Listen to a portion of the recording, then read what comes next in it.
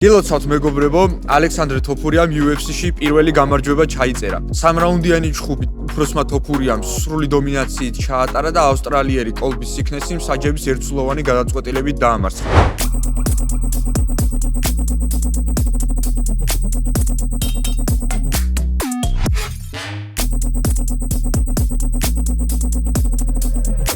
ვიდრე ვიდეოს მთავარ ნაწილზე გადავიდოდეთ, მინდა გამოიწეროთ არხი, დაალაიქოთ ვიდეო და კომენტარებში დაგვიწეროთ თქვენი აზრი ამ პროექტის შესახებ. როგორც წეღან ვახსენე, ჩხუბი ალექსანდრეს სრული დომინაციით დაიწყო. პირველივე რაუნდიდან ალექსანდრე მეტოქე საკუთარ ტემპზე წამოიყვანა და მთელი ჩხუბის განმავლობაში ეს ტემპი არ დაუგდია.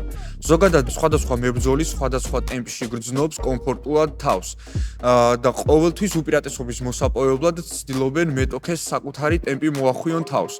ალექსანდრემ ეს მშვენივრად მოახერხა პირველივე რაუნდიდან ზუსტად რა ტემპში დაიწყო ბრძოლა, იმავე ტემპით დაასრულა. ეს ბუნებრივია, სიქნესისთვის ძალიან არაკომფორტული იყო და მთელი ჩხუბის განმავლობაში ალექსანდრის ზეწოლის ატანა უწევდა. ჩხუბის დაწყებისას სიქნესი მხოლოდ იმაზე იყო კონცენტრირებული, რომ ალექსანდრეს ზეწოლა რამენაირად მოეგერიებინა.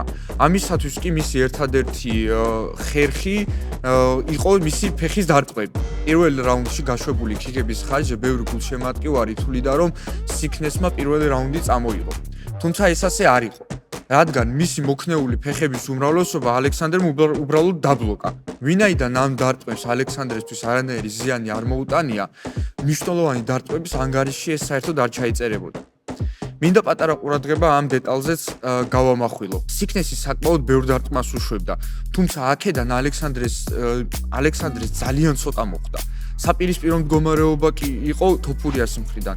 შედარებით ნაკლები დარტყმა, მაგრამ ბევრად ზუსტი და გამოზომილი დარტყმა. ეს მსაჯების თვალში ბევრი ქულის დაწერის საწინდარი იყო და ასევე უპირატესობას კარგად გამოხატავდა. გარდა უპირატესობისა, ეს მებრძოლისთვის ბევრი ზიანის მიმყენებელია. ალექსანდრეს არც ერთი დარტყმა არ იყო უმისამართო და ყველა, ასე ვთქვათ, ზუსტ წერტილში ხვდებოდა. საბოლოოდ ეს ყველაფერი ბრძოლის შედეგზე აისახა. სიქნესმა ყველა დარტყმა იგრძნო, სუნთქვა აერია, დაიღალა და რაც ყველაზე მთავარია, ჩხუბი წააგო. ამ ჩხუბში კოლბი სიქნესის კუთხის ერთადერთი გამარჯვების იმედი მისი ჭიდაობა იყო.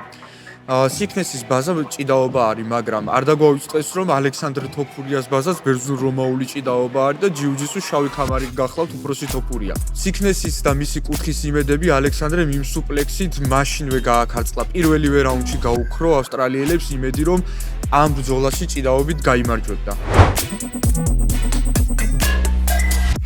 სუპლექს რომ თავი დაავონებოდ მესამე რაუნდიც გვახსოვს, როგორც წარიმართა სრული დომინაცია მიწაზე. ალექსანდრემ შანსი არ მიცა სიქნეს ჭიდაობაში. ამ ბრძოლაში აუცილებლად აღნიშნვის ღირსია ალექსანდრეს სიმშვიდე, რომელიც ჩემთვის პირადად საბრძოლო ხელოვნების მოყვარულისათვის თავიდანვე თვალშისაცემი იყო. პირველ რაუნდში გატარებული ოვერჰენდი ხომ გვახსოვს? აი ამ მომენტში ძალიან ბევრი მებრძოლი ჩემი აზრით ილიას კი ისე მოიქცეოდა, როგორც თქვენ წარმოიდგინეთ. დარტყმების სერიას განახორციელებდა და მეტოქეს იქვე დააფინიშებდა. თუმცა აქ ალექსანდრეს სხვა თვისება წარმოაჩინა, მისი საბრძოლო IQ, სიმშვიდე და ჩხუბის ცოდნა. მან დაზოგა თავი, არ დახარჯა ენერგია, გამარჯვება სასწორზე არ დადო და გამოიყვანა იმ მდგომარეობიდან მეტოქე და შემდეგ სხვა მომენტებში დააზიანა საგრძნობლად. ბუნებრივია ნოკაუტი და ფინიში უფრო თვალსასეირო იქნებოდა UFC-ში დებიუტისთვის, მაგრამ ალექსანდრეს ეს ქმედება სამომავლო პერსპექტივაში უფრო მეტ იმედებს გვაძლევს. როგორც წინა ვიდეოში ვახსენე, ახლაც იგივეს გავიმეორებ. მერაბ დვალიშვილის შემდეგ ალექსანდრე თოფურია ჩემი აზრით ერთადერთი ძალაა, რომელიც ამ დივიზიონში სრულ დომინაციას გააგრძელებს. წარმატებებს უსურვებთ ალექსანდრე თოფურიას, კიდევ ბევრ გამარჯვებას უსურვებთ UFC-ში. თქვენ კი გთხოვთ გამოიწეროთ არხი, დაალაიქოთ ვიდეო და კომენტარებში დაგვიწეროთ თუ რაზე გსურთ ვისაუბროთ შემდეგ ვიდეოში.